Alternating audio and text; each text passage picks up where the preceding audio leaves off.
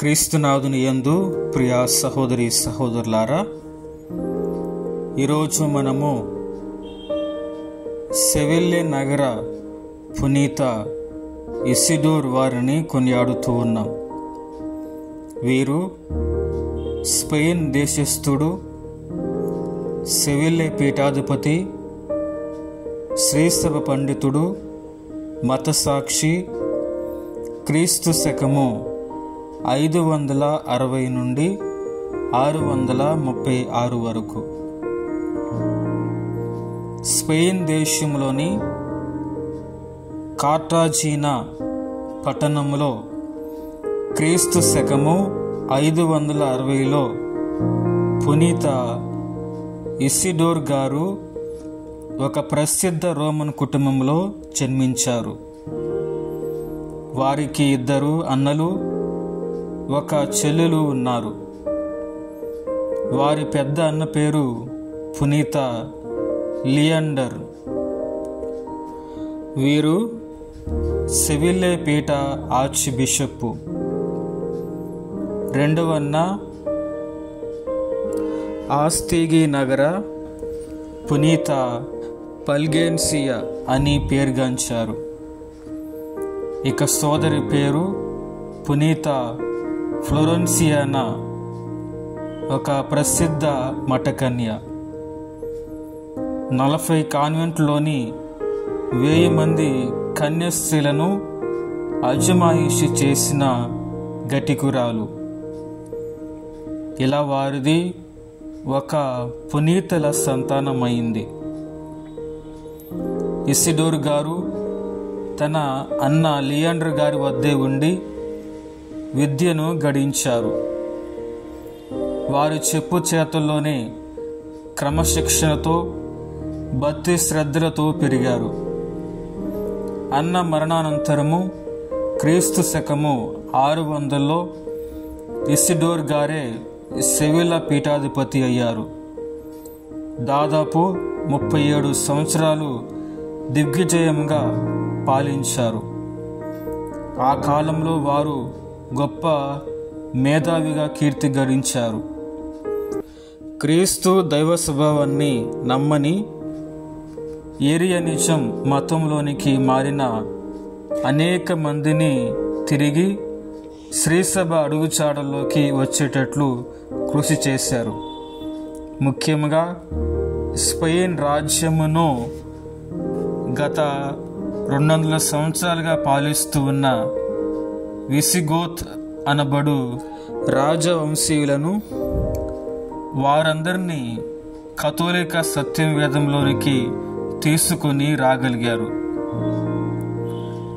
Arch bishop Isidor గారి పాలనలో శ్రీసభ క్రమశిక్షణ గట్టిగా బలపడింది. సన్యాశ్రమ జీవితం ప్రోత్సహింపబడింది. వారు కొన్ని క్రైస్తవ మహాసభలను కూడా ఫలప్రదముగా నిర్వహించారు. ముఖ్యంగా క్రీస్తు శకము 619లో సెవిల్లాలోని, క్రీస్తు శకము 633లో టొలెడోలో జరిగిన సభలు వారి కీర్తి ప్రతిష్టలను ఇమిడింపజేశాయి.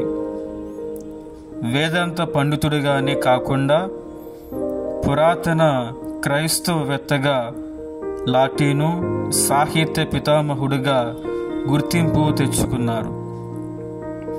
ఇసిడోర్ గారు విజ్ఞానం వెల్లివిరియడానికి విద్యాసేవ చేయాలని తలపెట్టారు. తన పీఠంలోనూ ఇతర అనేక క్రైస్తవ పీఠాలలో విద్యాశాలలు స్థాపించారు. నేడు మనం చెప్పుకునే సెమినరీలన్నిటినీ పీఠానికి ఒక్కొక్కటి నెలకొల్పి విద్యా పరిధిని పెంచారు. సాంఘిక శాస్త్రం, కళలు, వైద్యం, న్యాయశాస్త్రం, సాంకేతిక వృత్తి విద్యలు కూడా ప్రవేశపెట్టారు. ఇసిడోర్ గారు వ్యాకరణ మండలి, శబ్ద, ఉత్పత్తి శాస్త్రమునందు రూపొందించారు. సర్వ విషయ సంగ్రహమైన ఎన్సైక్లోపీడియాను ఎంతో శ్రమించి తయారు చేశారు. ఇది అన్ని కాలాలకు ఉపకరించే గొప్ప విజ్ఞాన పుస్తకం. వారు క్రైస్తవ గురువులకు, మఠవాసులకు, విశ్వాసులకు ఉపయోగపడే అనుదిన ప్రార్థన పుస్తకం రూపొందించారు. వారి అన్న పునీత లియాండర్ మొదలుపెట్టిన మొజాంబిక్ అర్చనకాండ జపగ్రంథమును వ్రాసి ముగించారు.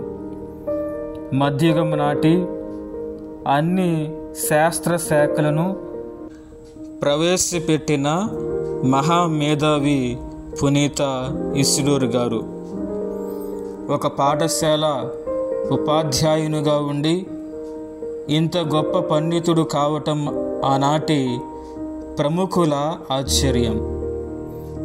గురు అభ్యర్థులు గ్రీకు, హీబ్రూ నెరవేరాలని పునీత ఇసిడోర్ గారు ప్రోత్సహించారు. గొప్ప వీరతత్వ జీవితంతో, దాన ధర్మాలతో సువార్త ప్రచారం చేసి గొప్ప గ్రంథాలు రచించి 7వ శతాబ్దంలో సువర్ణాక్షరాలతో లిఖింపబడ్డ పండితమూర్తి పునీత ఇసిడోర్ గారు. వారు మానవాళికి ఇచ్చిన సందేశం ఇదే: దుర్దశలో వచ్చిన కష్టాలు నిన్ను పతనం చేయలేవు, కానీ ఉచ్చస్థితిలోనికి నిన్ను తీసుకువెళ్తాయి.